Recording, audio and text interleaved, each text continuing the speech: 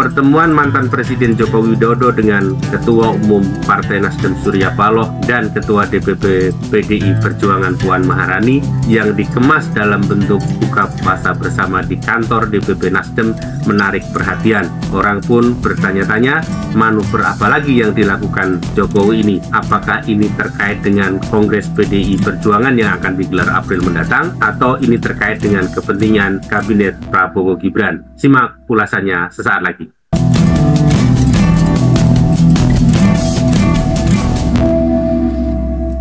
Halo semua, selamat datang di channel Politika 19. Tiga orang tokoh bertemu di buka bersama yang diselenggarakan oleh Partai Nasdem. Ini tentu saja fenomena yang unik karena sungguhnya relasi antara Jokowi dengan dua tokoh lainnya yang hadir bersamaan di buka bersama itu berada dalam catatan publik. Misalnya relasi antara Joko Widodo dengan Surya Paloh sebenarnya sudah sangat lama itu dianggap sebagai panas dingin, dan itu tidak baik-baik saja. Karena apa? Karena Surya Paloh itu merupakan pihak yang dianggap dikecewakan oleh pilihan-pilihan politik, preferensi politik Jokowi pada waktu itu. Sementara kita melihat misalnya Puan Maharani, tentu saja kita harus lihat dia secara kelembagaan sebagai penubuhan dari partainya.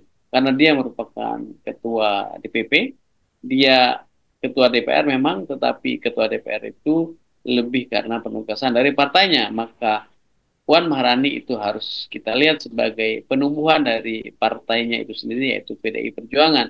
Dan kita tahu semua, dua entitas politik, Partai Nasdem dan PDI Perjuangan adalah dua kekuatan yang sama-sama berada di luar kabinet pemerintahan Prabowo Gibran. Maka dalam konteks itu sungguhnya kita bisa lihat bahwa ini tentu saja bukan saja bukber biasa, tetapi fenomena politik, dan kita bisa maknai secara politik, terutama terkait dengan dua hal. Bagaimana kaitannya dengan kabinet pemerintahan Prabowo Gibran, dan yang kedua bagaimana kaitannya dengan Kongres PDIP yang akan diselenggarakan pada bulan April mendatang.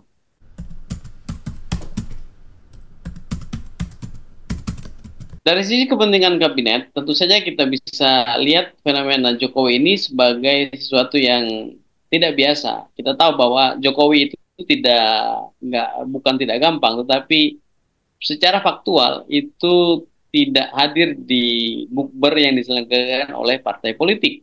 Maka ketika dia kemudian hadir sebagai seorang tokoh politik di perhelatan buka bersama, itu tentu saja bisa kita maknai. Pemaknaan dari sisi kepentingan kabinet sebenarnya ada tiga hal ya. Pertama, kecenderungan bahwa dia membawa pesan politik dari pemerintah. Kita tahu PDIP dan Nasdem adalah kekuatan di luar pemerintah, dan dalam konteks itu pemerintah pasti memiliki kepentingan untuk kemudian merangkul keduanya dalam rangka memastikan bahwa penyelenggaraan pemerintahan Prabowo Gibran, kita tahu Gibran adalah anak Jokowi, agar mulus tanpa ada gangguan sedikit pun dalam agenda-agenda politik pemerintahannya. Itu yang pertama. Yang kedua, kita tahu bahwa Nasdem sesungguhnya adalah kekuatan politik yang juga penting dihitung sebagai kekuatan politik yang berada di luar pemerintahan, dan dia potensial untuk bermain dua kaki. Memang pernyataan publik yang sudah secara terbuka disampaikan oleh Surya Paloh dan elit Nasdem, mereka mendukung pemerintahan. Mereka sejak awal ketika Prabowo itu menang, dibandingkan dengan misalnya beberapa partai yang lain yang masih berhitung, taruhlah PKS dan PDIP waktu itu, Nasdem bersama dengan PKB, tentu saja PKB lebih awal, itu sudah menyatakan secara terbuka bahwa mereka mendukung pemerintahan Prabowo Gibran. Tetapi siapa yang bisa memastikan bahwa sebagai kekuatan politik, Nasdem itu tidak memiliki agenda politik sendiri untuk memperkuat potensi daya tawar, bargaining position dari dia sebagai kekuatan politik. Dengan dia pelan-pelan itu memainkan peran sebagai kekuatan lain karena mereka berada di luar pemerintahan, fenomena Nasdem ini pasti dicermati oleh Jokowi sebagai kekuatan politik yang potensial untuk kemudian dirangkul, karena Nasdem bisa dilihat pelan-pelan berpotensi untuk meninggalkan kekuatan koalisi politik. Mereka secara aktual tidak punya perwakilan di dalam kabinet Merah Putih.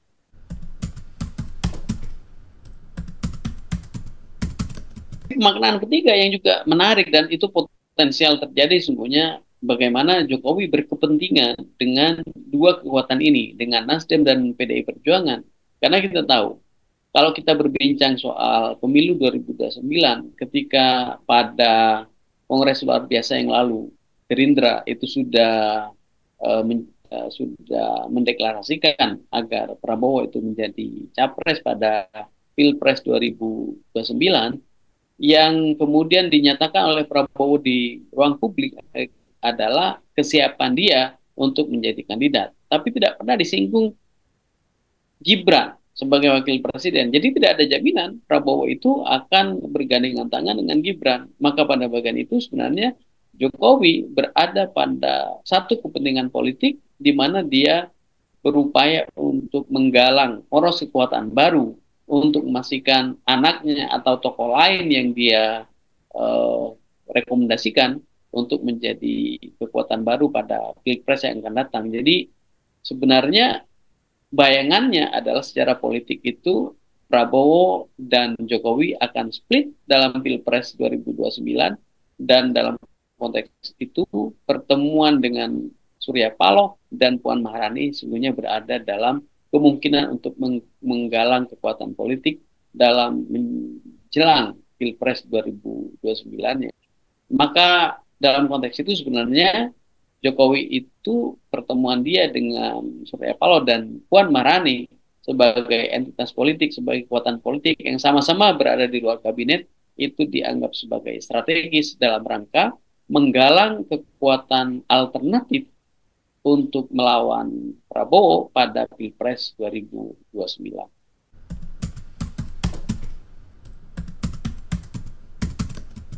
Dalam kacamata dinamika politik kepartaian, kita tahu bahwa PDIP itu akan menyelenggarakan kongres di bulan April mendatang.